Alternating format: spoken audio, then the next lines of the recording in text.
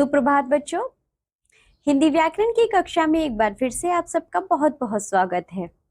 आज हम पढ़ेंगे पाठ नंबर 4 जिसका नाम है संज्ञा यानी कि नाउन। तो बच्चों ये संज्ञा क्या होती है, नाउन क्या होता है, आइए जानते हैं इसे।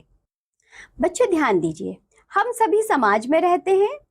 हमारे साथ स्त्री पुरुष, बच्चे, खिलौने, पशु पक्षी, वस्तुएं, वाहन, यंत्र, खाने पीने की चीजें, पहनने के वस्त्र, वस्तुओं के मिलने के स्थान आदि सभी होते हैं। इन सभी का कोई ना कोई नाम होता है।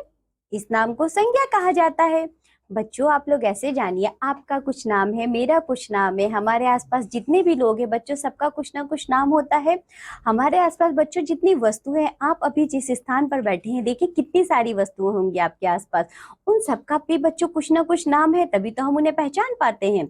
और साथ ही बच्चों जितने भी जब आप घर से बाहर निकलते हैं, जो बगीचा होता है उसमें बच्चों पेड़ पौधे होते हैं, पशु पक्षी होते हैं, उन सबके भी बच्चों कुछ ना कुछ नाम होते हैं। फूलों के नाम होते हैं, जानवरों के नाम होते हैं, पशु पक्षियों के नाम होते हैं। और बच्चों जिस स्थान पर हम रहते हैं, जिस जगह पर हम रहते हैं उसका भी कुछ नाम होता है।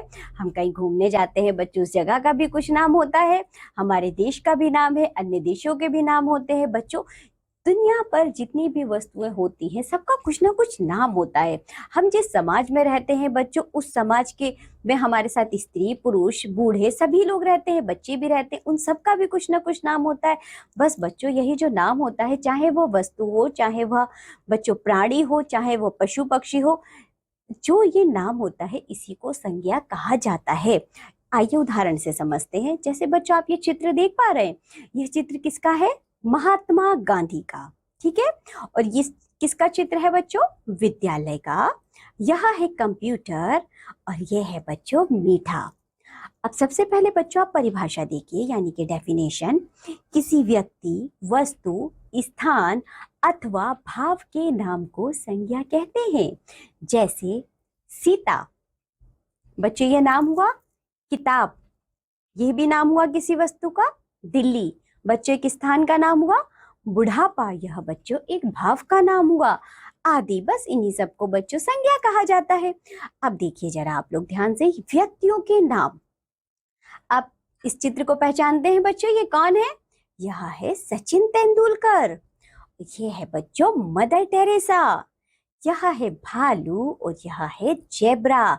ये सभी बच्चों व्यक्तियों के नाम हैं। अब देखो जरा वस्तुओं के नाम। जहाज, घड़ा, मेज, किताब।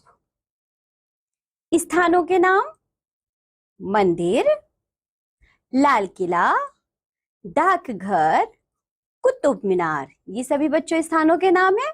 आप लोग घूमने भी गए होंगे। आगे देखो बच्चों भावों के नाम, जैसे कि बचपन, बुढ़ापा, मोटापा, मिठास, इन सबको भावों का नाम कहा जाता है।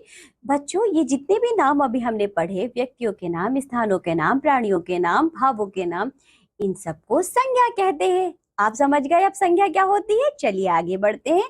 तो आपने इस पाठ में जाना है लोग, जगह, पशु पक्षी, चीज सबके नाम होते हैं। हम उन्हें उनके नामों से बुलाते हैं। क्या आप जानते हैं? नीचे दिए गए चित्र पहचान कर उनके नाम लिखो। तो बच्चों ये चित्र पहचानो किसका है? यह एक लड़की है, तो आप यहाँ लिख देंगे लड़की।